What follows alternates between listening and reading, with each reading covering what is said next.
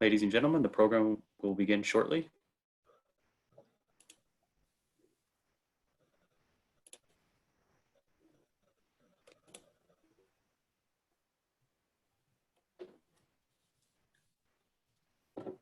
Good day. Welcome to Advocacy Anywhere, powered by AJC. Advocacy Anywhere is AJC's digital platform that enables you to engage with AJC's global expertise, content, and advocacy from wherever you are. Today's program is brought to you in partnership with AJC Project Interchange. Joining us today is Dr. Einat Wilf, former member of Israeli Knesset and leading thinker on matters of foreign policy, economics, education, Israel, and Zionism, and a close friend of AJC. Dr. Wilf is a frequent and popular speaker on Israeli politics and society from Project Interchange delegations and has spoken several times in Washington, D.C. for our annual AJC Global Forum. Dr. Wilf joins us today for a discussion on her new book titled The War of Return: How Western Indulgence of the Palestinian Dream Has Obstructed the Path to Peace, as well as current hot topics in Israel, from the formation of a new Israeli government to potential annexation and COVID-19. Our conversation will be moderated by Bel Yoeli, AJC Chief of Staff to the CEO. After we hear from Dr. Wilf, we will take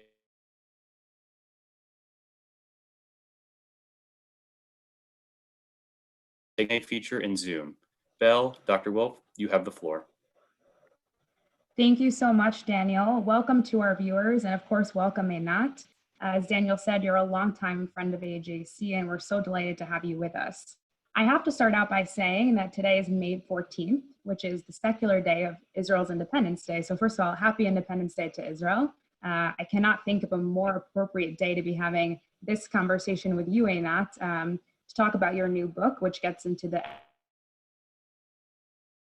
which started out of Israel's independence. So really, it's quite timely. And before we dive into all of that, I have to ask you, given the coronavirus climate in Israel, Israel's starting to reopen. Last I checked, there were some new reported cases, but things are holding steady. And for you personally, in between writing books, you're at home helping your kids with their homework, as we've seen on Twitter. So how is Israel doing, and how are you doing through all of this?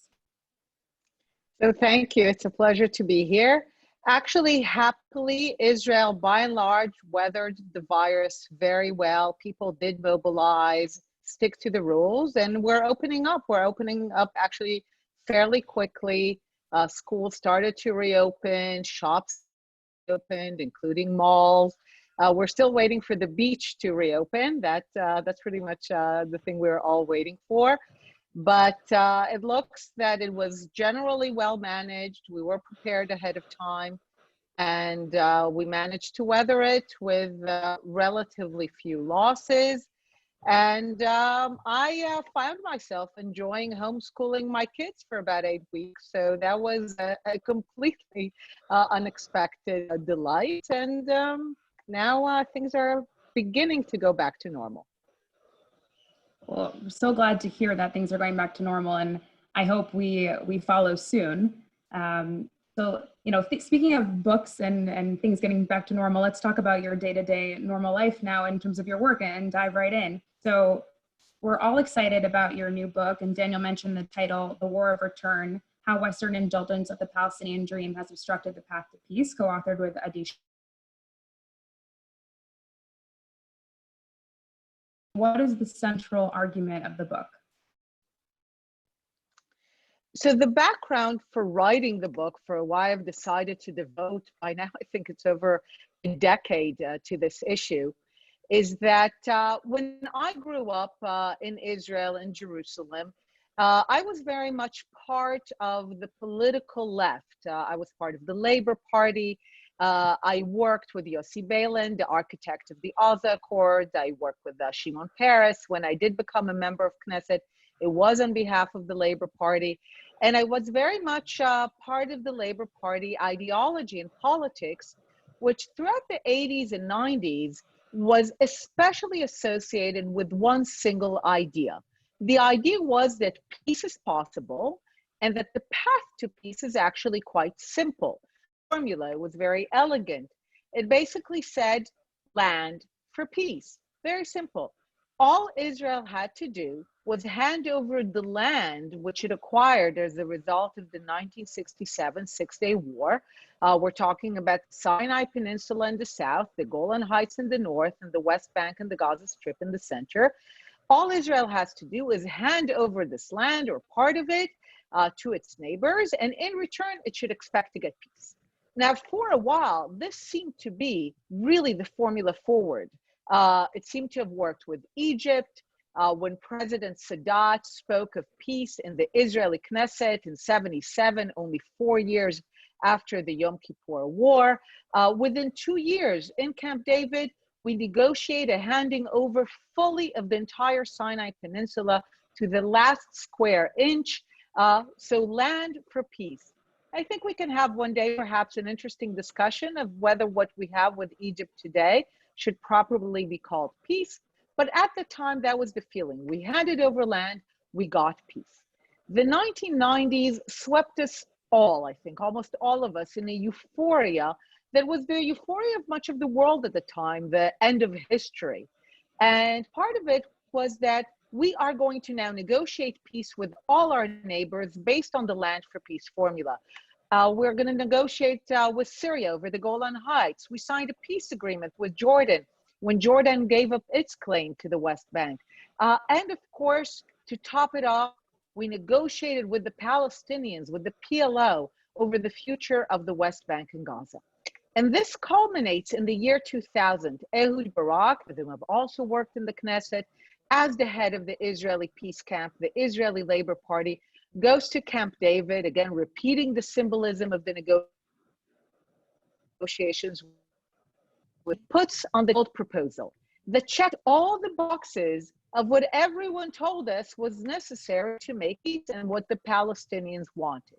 A fully sovereign and independent Palestinian state in the West Bank and Gaza, ending Israel's military presence in those areas, a capital in East Jerusalem with holy sites included, no settlements in sight. There were to be some land swaps, so it would get all the territory, capital in East Jerusalem, no settlements, sovereign state. So check, check, check all the boxes of what they supposedly wanted, and Arafat walks away. President Clinton presents his parameters for a peace agreement. He walks away and rejects it. This repeats itself in 2008 with Ehud Olmert leading the peace camp at the time with Kadima. He puts essentially the same proposal, more far-reaching in some aspects, but the same principles. This time, Abu Mazen walks away. And not only Arafat and Abu Mazen walk away from a chance to have a state, they follow this, especially in 2001, 2, 3, with the murderous campaign of bloodshed and massacres in Tel Aviv, in Haifa, in Netanya, in Beersheba, where people are blown to bits in buses, in cafes, in restaurants, in hotels, having a Seder. And people in Israel from the peace camp, like myself and many others, began to ask a very simple question. What do the Palestinians want? They could have just had a state. Why are they killing us in our streets? And during that time, I was meeting with Palestinians. I began to research this issue. I also came to meet Adi Schwartz, my co-writer, and we realized that it was hiding in plain sight all the time.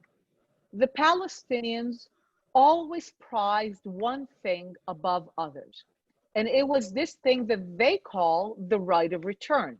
As we show in the book, it's neither a right, and by now, for the millions who claim it, it's not a return. They've never lived in the state of Israel, but they prize it above all others. And just so we understand what this means, the Palestinians claim to have 8, 9 million so-called refugees.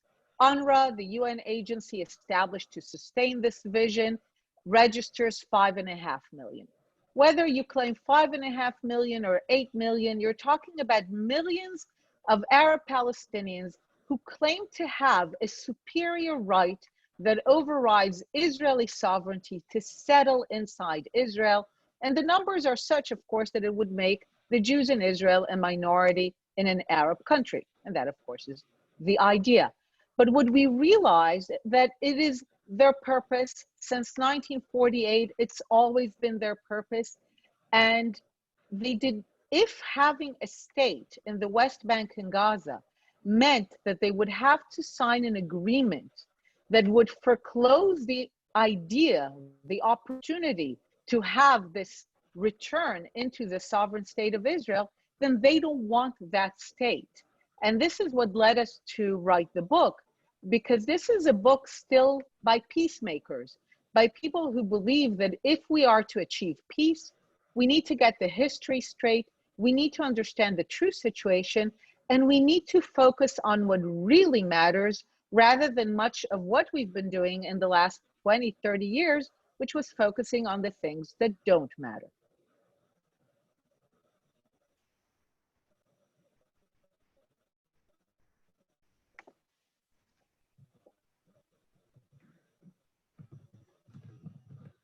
Thank you so much, Einat. I just want to tell our viewers, we know there's a little bit of a delay with the video, and Einat, we can hear you loud and clear, so I don't want you to worry. Such is Zoom life, and that's okay.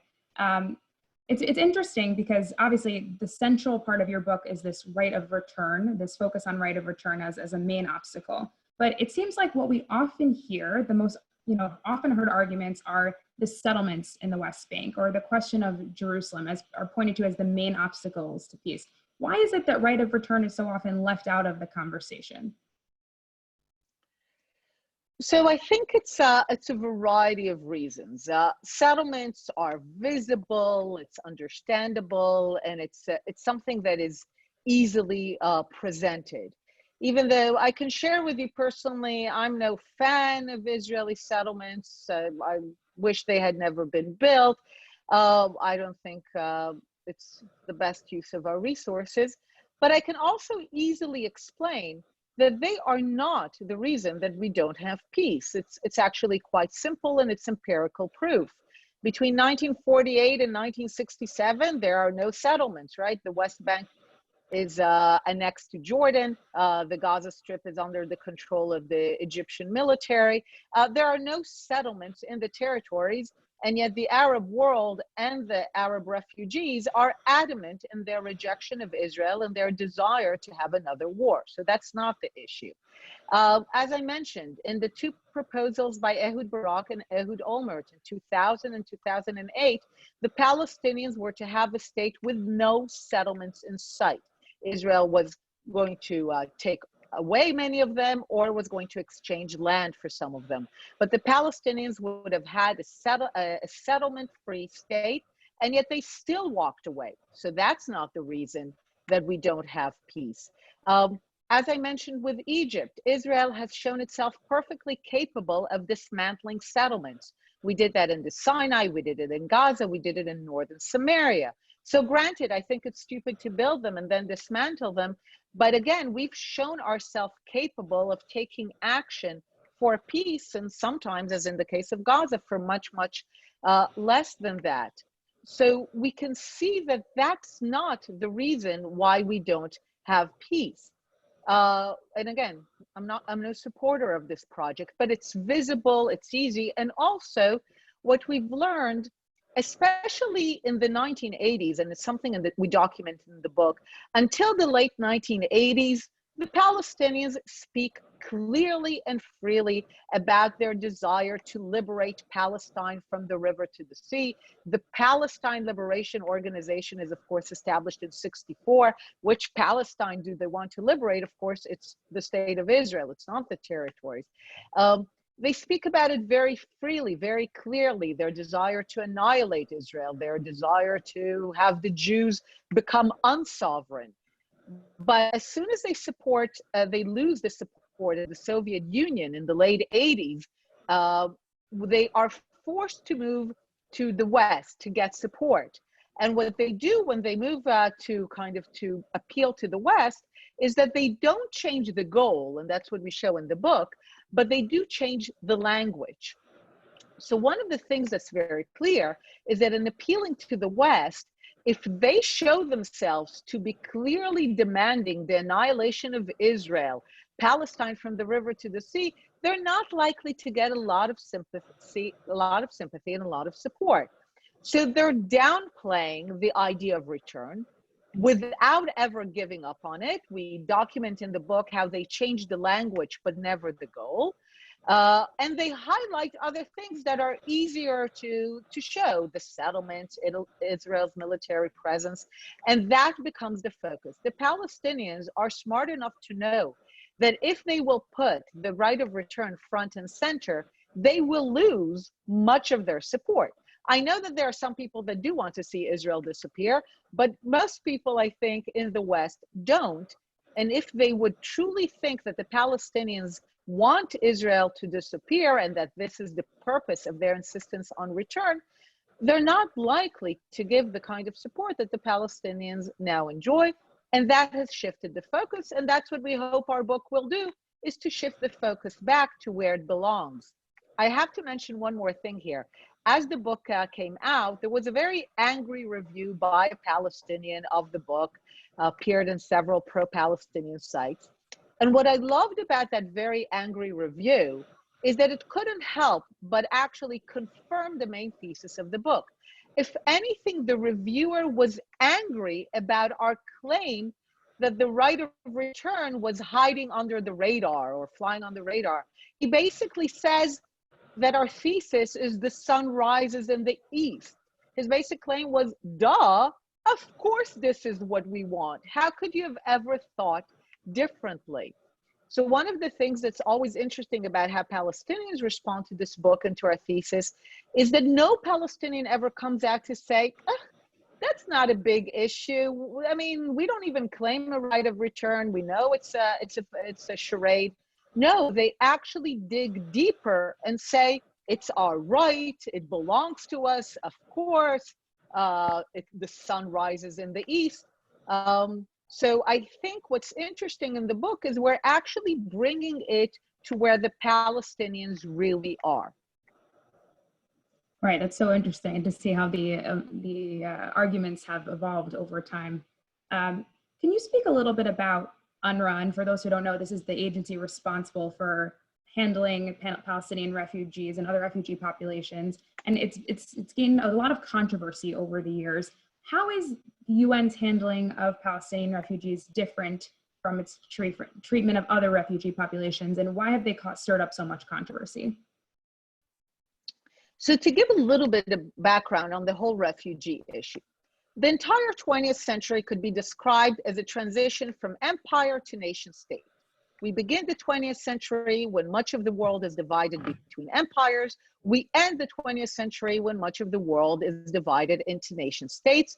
And we have a lot of bloody wars in the process of that transition. In the process of that transition, people rise up, establish states, partitions, divides, borders are fought over. And throughout all these wars, millions, tens of millions, times hundreds of millions of refugees are created. In the course of the war, people flee across borders to other places, to their nation. It's a whole mess. So we have hundreds of millions of refugees throughout the 20th century. Are they refugees today? No. Why? Because in the process of transition from empire to nation state, it was understood that generally as people flee across borders, across partition lines, people should stay to where they fled or resettle somewhere else, but that they're not going back. Entertaining the idea of going back was not the international norm for refugees, for the simple notion that it was understood that if they were to go back, you will have the continuation of the ethnic wars that led to the war in the first place. So refugees are created in the same time of our conflict across the newly created India-Pakistan border, South and North Korea, and of course, all across Europe after World War II. They are all resettled in place. Now, in some cases, for the refugees in Europe, a UN agency is established, the United Nations High Commissioner for Refugees, which was initially focused on Europe, but then became a global agency. Initially, the thinking was that for conflicts like the one here, like the one in Korea, there will be a temporary agency that will resettle the refugee and close down within a few years. So in the book, we tell the story of UNRWA, an agency for Korea, hence the K. UNRWA, within 4 or 5 years, resettles millions of Korean refugees. They're not going back, uses much less money than the US and the UK gave to UNRWA, and that's it, and there are no more refugees. Now think just for a moment at where South Korea is today. And South Korea in the 50s, after the war, was far more devastated and poorer than the situation of the Palestinians. UNRWA is established for the same purpose, to resettle the Palestinians in the Arab states to which they fled. They fled into the West Bank and were annexed by Jordan. They fled into Jordan. They are the same people, the same ethnicity, the same language, the same religion. The same is true in Syria, even in Lebanon, in the Gaza Strip. The expectation that they will be absorbed. But the Arab states refuse to do so, and the Arab refugees themselves refuse to do so. Why? Because they understand that if they are resettled, the war would be over. And what we show in the book is that as far as the Palestinians are concerned, the war of 1948 is still today not over. They want to keep it open. Why? Because from their perspective, the outcome of the war, in the shape of the establishment of a sovereign state of Israel, which today we mark 72 years, that was an unacceptable outcome. So they say to themselves, we may have lost the battle, but the war is not over. We will still undo the consequences of 1948. So we show in the book that throughout the 1950s, the Arab refugees in the Arab countries reject resettlements. They don't want to end the war, and they refuse to accept the message that was given to the Hindus and Muslims in India and Pakistan, and to the South Koreans, and to millions of ethnic Germans in Europe, which basically said, it's over, it's tragic, you lost your homes, but move on. The Arabs refuse to take this message of move on, the war is over. As far as they're concerned, it's not. And when the US and the UK want to close down UNRWA, they're basically saying, look, it's useless, no one is being resettled, we don't want to fund this thing anymore. I mean, they knew that UNRWA was useless and UNRWA was going to be temporary. So what we show in the book is basically towards the end of the 1950s, the Arab countries, the Arab League, go to the US and tell them, you don't want to do that. You really don't want to mess with us. We have oil, you want good relations with us. You don't want us to be too chummy with the Soviet Union. We need to remember the background of the Cold War. So you keep funding UNRWA. And from that moment on, UNRWA officially becomes a racket. The US, the UK, and by now all Western countries pay up by now $1 billion a year to keep UNRWA operating as a kind of ongoing bribe to the Arab world. And it becomes automatic. Just like a store owner pays to the mob and doesn't even ask questions anymore, the West pays the Arab world for UNRWA and they don't ask questions anymore. They renew the mandate. So UNRWA today, they celebrated 70 years. It's the last thing they should be celebrating, right? They should have successfully ended their operations more than 60 years ago. So it's still a temporary organization running 70 years long.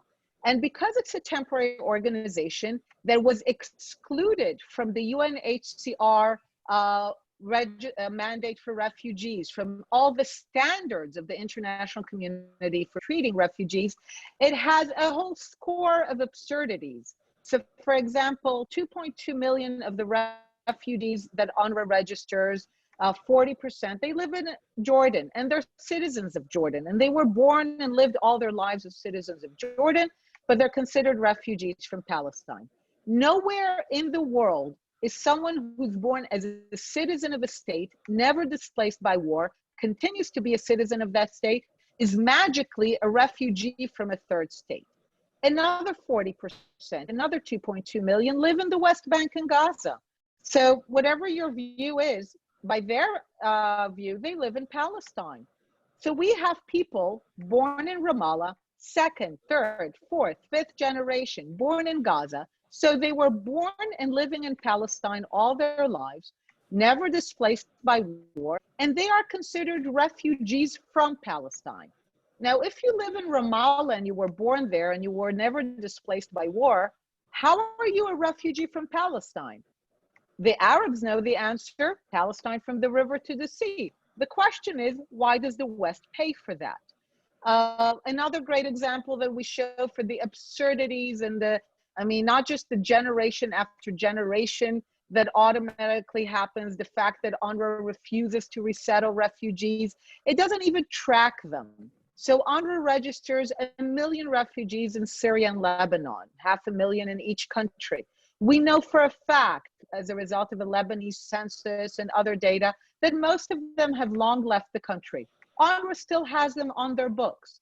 Our favorite example is that the multimillionaire father of Gigi and Bella Hadid living in LA, because he was born in Syria, he is registered on UNRWA's books in Syria as a refugee from Palestine. These are the mountains of absurdities in UNRWA's practices, which are not shared by the UNHCR, which are not the international standard. And it's the only reason that this continues is because in the 1950s, the West caved to Arab pressure and has been allowing this racket to continue ever since as a kind of continued bribe and inertia. Well, I think, and just that one answer can tell the world that if you ever thought the Israeli-Palestinian conflict was simple, it's clearly the opposite. I want to ask you, we mentioned before, you're one of the most popular speakers on our AJC project delegations to Israel. And, we have just hundreds of people listening on this call and on Facebook, probably including a lot of those alumni, and also David Harris, AJC CEO, I should mention, is listening. You're making a very strong case just with this one book alone about Israel and its standing and the misinformation about the conflict. And you also make a strong case on other topics about Zionism, and you explain these important viewpoints to these groups, people who are coming to Israel. Do you feel that these messages are being internalized and being grasped by more and more people based on your experience with Project Interchange and others?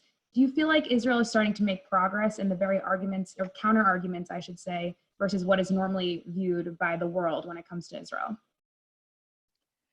I have to believe in that, right? It's what I do. And I basically, I think we're up against tough issues. I think sometimes there's a willingness to believe the other side, and not as much as a willingness to believe what Israel says, a certain a priori suspicion of Israeli arguments. But certainly what I've discovered with the delegations themselves is that this is powerful. Because once people are actually in Israel, that's when I think real change happens. When people are actually in Israel and they see the vast gap between the image, what they've heard, and what they actually see on the ground, my experience is that this is when people begin to be willing to listen. Sorry, oops.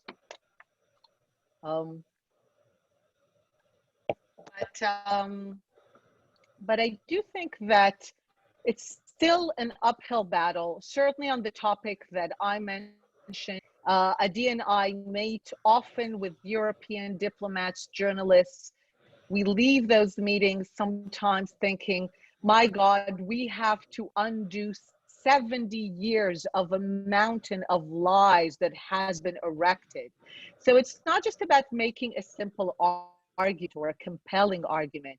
You really have to undo decades of lies and the careful construction of these lies and the institutions and sometimes legal arguments. The politics has been couched in various legal constructions. And I think in the book, what we try to do is really to peel off all the things that have been built over the 70 years and actually bring it back to the simple issues. You said that listening to me, people think that the conflict is more complicated. I actually increasingly argue that it's very simple. It's very simple.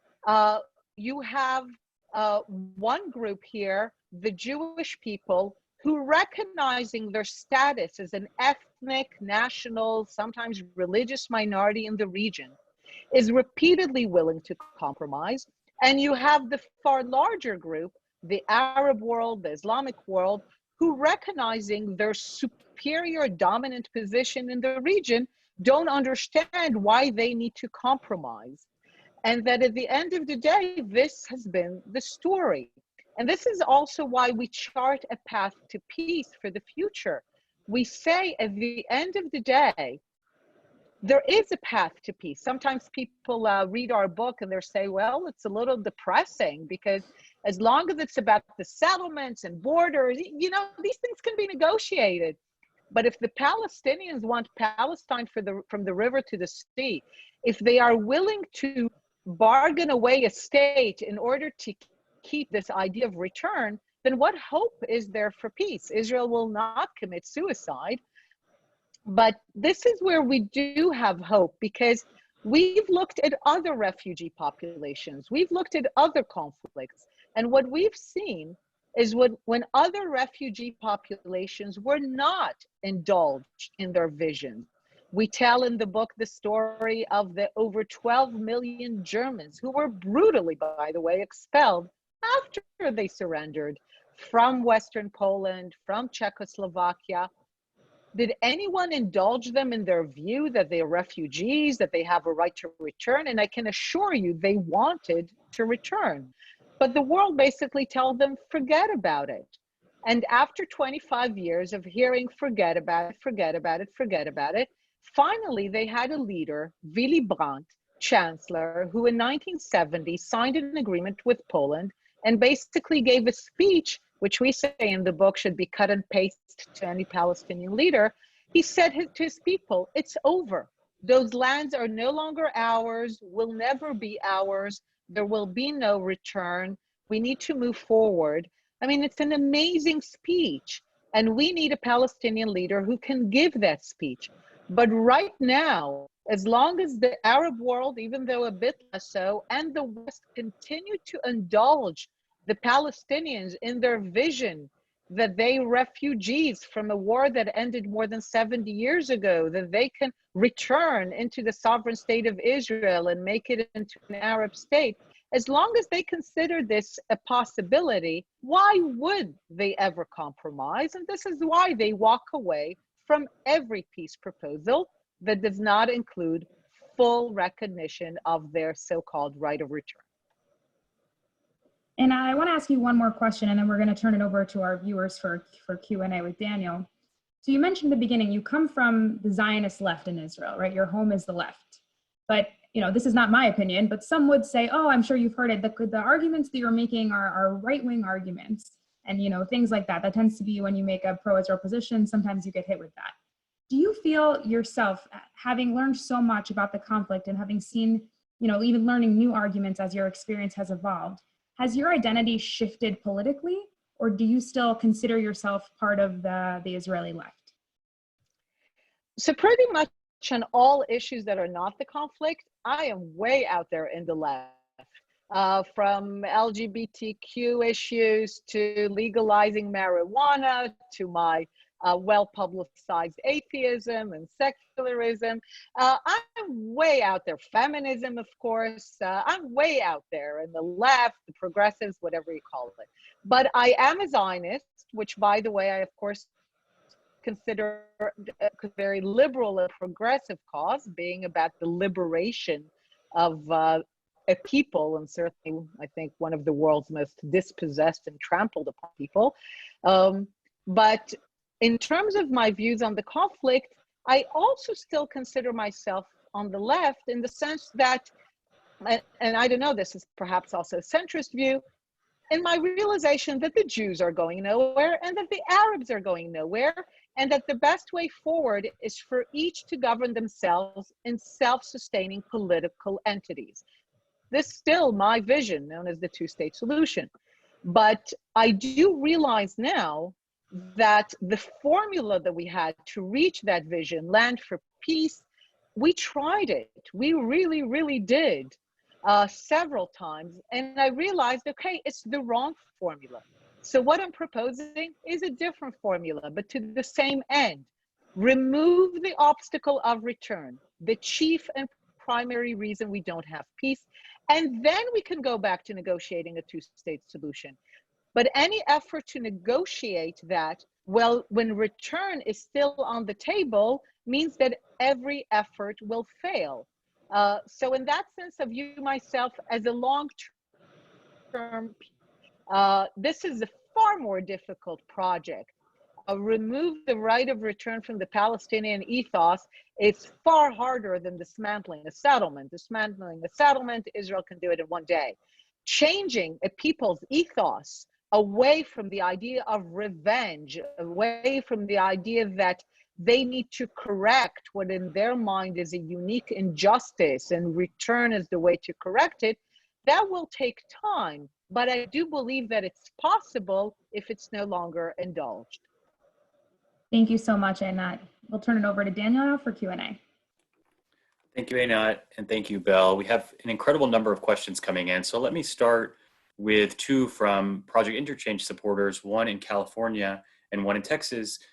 You've been briefing Project Interchange delegations from all over the world for over 20 years and in the history of Israel and understanding of modern Zionism. What's the most important message you're trying to deliver in these discussions? And is there a most dangerous misconception that you address? And then I would ask if you, a second question is, are there any questions that you always get in all of these meetings with Project Interchange delegations, and how do you answer those? So I won't go into this whole topic, but there is a video on YouTube which is called, "What Does It Mean When We Say That Israel is the Jewish State?"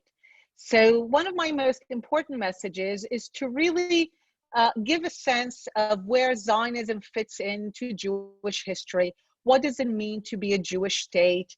And I can tell you in very short, after I take my groups through the kind of the history of the Jewish people, our back and forth, and the history of Zionism, I always, when I confuse them as to the various ways of being Jewish, that is actually complicated, I give them the definition of the Jewish state, which I call the definition to end all definitions. I tell them that the Jewish state is the one state in the world where we get to argue about what it means to be the Jewish state. And I really open them up to the idea that the interpretation of what it means to be a Jewish state is a living thing. It's not settled. From day one, we had strong debates within the Zionist movement, within the Jewish people, and today within the state of Israel and the Israeli parliament about how to interpret 4,000 years of Israelite, Hebrew, Jewish history, texts, and traditions to living as a sovereign nation in the land. And that I really tell about how we have opposing views about what it means to be a Jewish state, both claiming to be the correct interpretation of what it means to be a Jewish state. So I really open up people to the debate, which I also think underlies Israeli democracy, this intense debate about the interpretation of what it means to be sovereign Jew. What is interesting to me, and the questions that I always get, is that it's fascinating to see how people interpret the Jewish and Zionist story through their own histories.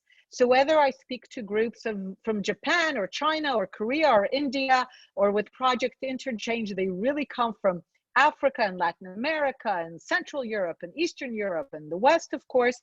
It's really interesting how every group takes the Jewish story and the Zionist story and takes it through their own lens, through their own experience of their own people, whether it's African Americans, whether it's African tribes, whether it's countries in Eastern Europe bordering Russia. So for me, it's always fascinating to see how each people kind of look at it through their own prism and try to understand it through their own experience. Thank you. Our next question comes from AJC leader Richard Berkman in Philadelphia. What are your views toward the American Jewish diaspora and how to deal with the issues of annexation and the Trump plan? So one of the things that we want to do in the book, and certainly the American Jewish community is an important audience for our book, is that we're trying to clear the clutter that has been part of the conversation about the conflict for so long, and be laser focused on what matters. And what matters is not this or that peace plan, because the Palestinians have walked away from perfect peace plans. Perfect, I think, in what American Jews would consider fair, just peace plans, because of this issue of return. I think it's very important to show that, to set the record straight, that the problem has never been that Israel was not willing to make enough concessions.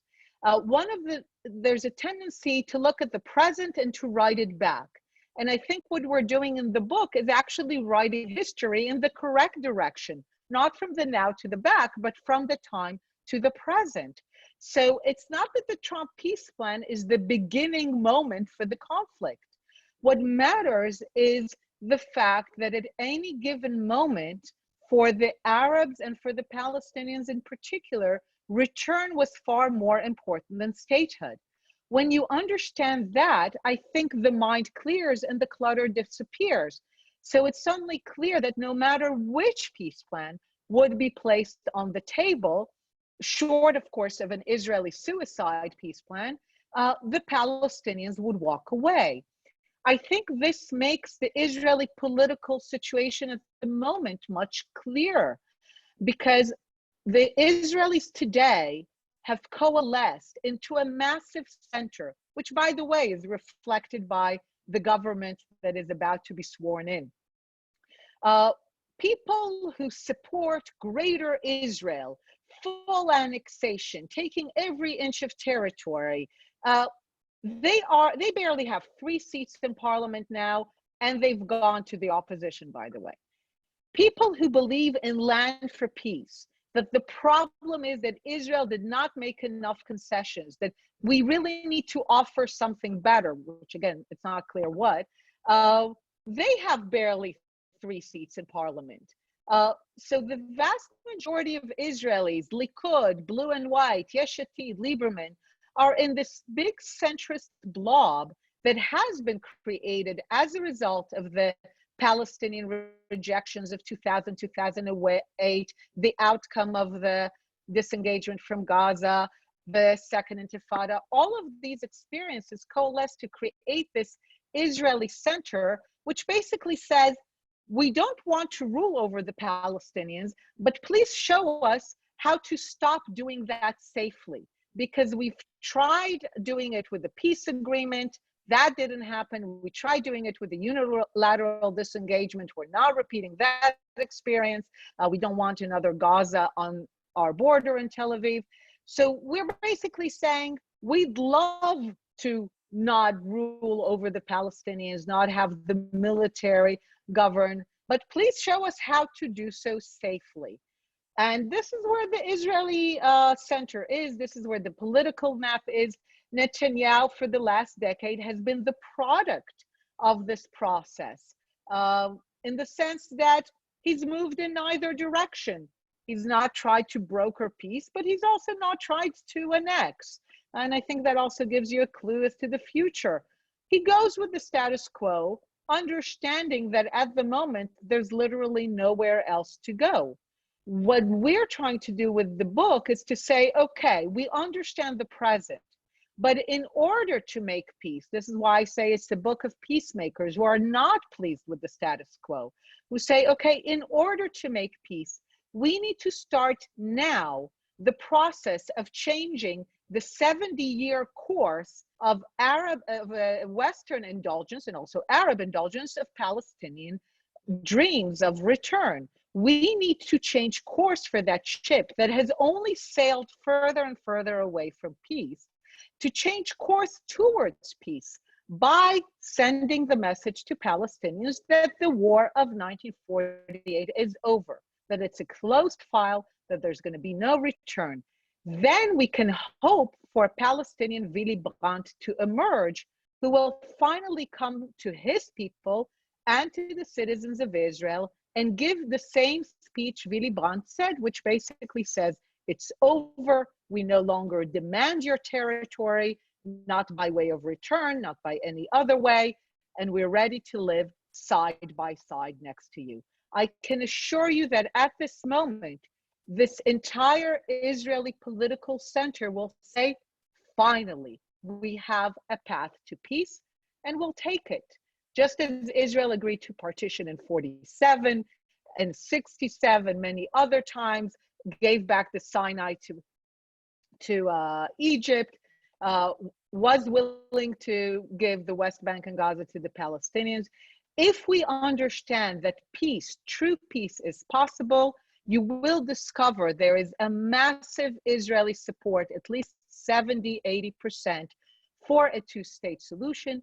But we need to know that it's really over, that the war is over, and that we're making real peace. Thank you, Einat. Here's a two-part question from two different individuals that are watching today. The first is from AJC leader David Simon in Houston, who asks, from a basic philosophical basis, what are the differences in position between Bibi and Gantz in terms of the two-state solution? Could we expect some progress when Gantz takes over at the end of 2021? And then Richard Schnedeker in New Jersey asked, what actions do you believe the Israeli government needs to take that can better persuade members of the world community that they're doing everything possible to reach an agreement with the Palestinians? So the answer to the first part is fairly simple. No, there's no difference between Netanyahu and Gantz. The outlines of Netanyahu and his Bar Ilan speech remain, again, where the Israeli center is, where blue and white is, where the Likud is. We don't want to rule over the Palestinians. We want to do it in a way that does not endanger our security. When we can be convinced that there is a way to do so, we will pursue it. So in that sense, no difference between Netanyahu and Gantz. One might appear more soft-spoken, might appeal more to kind of more the political left in the US and the West, but fundamentally they both very faithfully represent where the vast majority of the Israeli center is, despite what appears Netanyahu's tough talk. He's in the same place. Just look at his actions in the past decade. In terms of what Israel can do, I have to say I'm stumped here, because if our proposals in 2000, our agreement to the Clinton parameters in 2000, from which the Palestinians walked away, the Olmert proposal in 2008, the disengagement from Gaza and northern Samaria, if this did not convince the world once and for all that we are willing to do what it takes, I'm not really sure what more is to be done. So one way is to say, do it again and again. I know I'm not against that. I sometimes joke that as far as I'm concerned, the Prime Minister's website should post on the website, this is what we're going to agree to, call us when you're ready. And generally, I'm in favor of just doing nothing in the West Bank, certainly not building any more settlements. But other than that, I don't see any reason to enter active negotiations before we hear a true message of peace from Palestinians. Because my fear is, and it's the fear of many Israelis, that failed negotiations are far worse than no negotiations. Under Netanyahu, we've effectively had no negotiations, and the outcome has been almost no Jews and Arabs, almost no Israelis and Palestinians have been killed as a result of violent conflict. The numbers are the lowest in the century-old conflict. We've had Barak, we've had Rabin, we've had Olmert, who pursued strong peace proposals only to be met with crushing violence. So a lot of Israelis are saying, rather than the euphoria of seeking peace and then the despair of violence and suicide bombings, better wait, just wait. I sincerely believe that once we understand that the Palestinians have truly abandoned their Palestine from the river to the sea vision, have truly come to terms with the fact that 1948 is over, that they are not refugees, that there will be no return, I think peace can be concluded very swiftly. But first, there is a process which they need to go through. And I must say, one of the things that keeps me somewhat optimistic is that we're seeing voices in the Arab world. And I know that AJC does a lot of work in highlighting those voices. We're seeing voices in the Arab world that we didn't even hear during the Oslo years, in the Saudi, in the Gulf, who are speaking clearly about their support for Israel, about the fact that they don't see the Jews as foreigners in the region, and are saying some very harsh truth to Palestinians. Truth which, by the way, I haven't seen yet many Westerners willing to say. They're telling them very clearly, 1948 is over, you've made a mess of things, you've had numerous opportunities. So for me, the tragedy that I'm trying to prevent is that at the moment that the Arab world is beginning to slowly move away from its support for the Palestinian vision from the river to the sea, we don't need the West to continue sustaining and fueling that support. A Palestinian Willy Brandt will only emerge once Palestinians look right and left and see that they do not have support for the idea of return, that they do not have support for Palestine from the river to the sea. They should know that they have support for an independent Palestinian state living in the West Bank and Gaza, living in peace side by side with Israel. But they should know that they have no support for keeping this idea of return. And I think this is the path forward. And at this point, the emphasis really is on taking the fuel away from this Palestinian dream so that we can actually have effective negotiations for peace. Thank you, Einat. This is a perfect segue into our final question. And I have to apologize to the 50 plus others that we don't have time to get to their questions. But this comes from Julia in San Francisco. She says, Israel has developed important, but mostly under the radar or under the table relations with a number of Arab states. Do you believe that any of those relationships can mature into full diplomatic relations, true, open cooperation without an Israeli-Palestinian agreement and without the creation of a Palestinian state? It might. Quite a few years ago, I visited India as a member of parliament.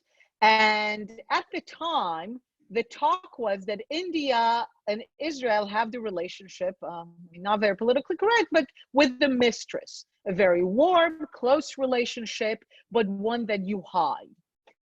And I remember coming back from that tour more than a decade ago saying, I think it's time to get a ring, because I felt that among those in India, there was a readiness to finally come out with their relationship with Israel and to be open with it. And of course, as soon as Modi came to power, everything shifted and shifted very quickly and in a big way.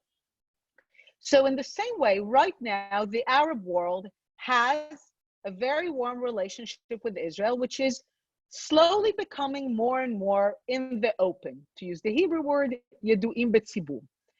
It's true. And what you're seeing is that the Arab world, rather than sending the message, and again, it's not all of the Arab world, it's mostly Saudi and the Gulf, but they're important. Rather than saying, we will not move with Israel until there is peace with the Palestinians, you're seeing them begin to take steps to sideline the Palestinian issue. When you're seeing people go on television in Saudi and Kuwaiti and Bahraini television, speaking about the fact that Islam accepts all three scriptures and the Jews should be welcomed in this land, and that the Palestinians have made a mess of things and that it's their fault. What you're beginning to see, at least this is my interpretation, is the preparation of, in those countries, for the public sentiment that it's the Palestinians, and if the Palestinian, and that Saudi should not hold itself hostage to Palestinian rejectionism.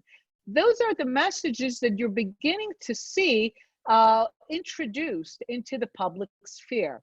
So this might give you a sense that although at this moment still to get to a full peace agreement with the Arab world, the official message of the Arab world, you first have to close it with the Palestinians. I think because the Arabs actually know the history, they know it from within. They know the fuel that they have given to Palestinian rejectionism. They know why they did it. They know the racket that they've been running all these decades.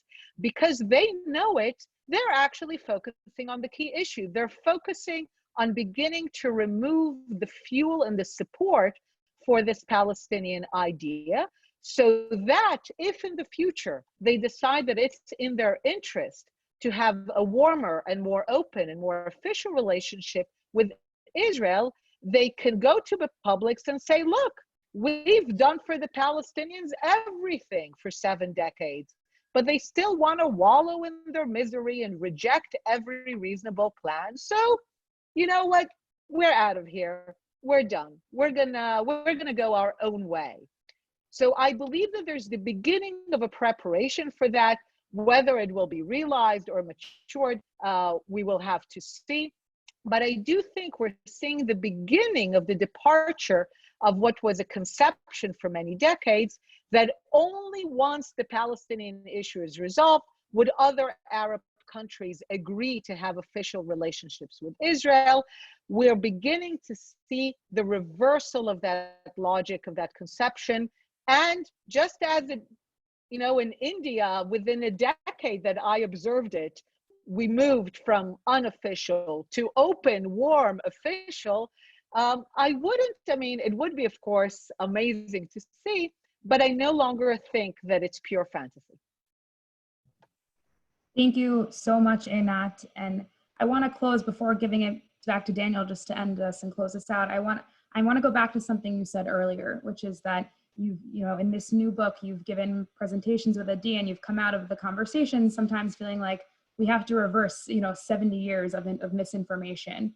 And I just want to say that in AJC and the work that we do, as you know very well, in our diplomatic meetings, we've very much experienced that same feeling. And we understand where you're coming from, and we are committed to powering on through that and reversing that information. And I just want to say, even though you're doing different work, it's very similar, and the state of Israel is very lucky to have you as an advocate and a leading voice, and AJC is very proud to partner with you and AJC Project Interchange. So thank you so much.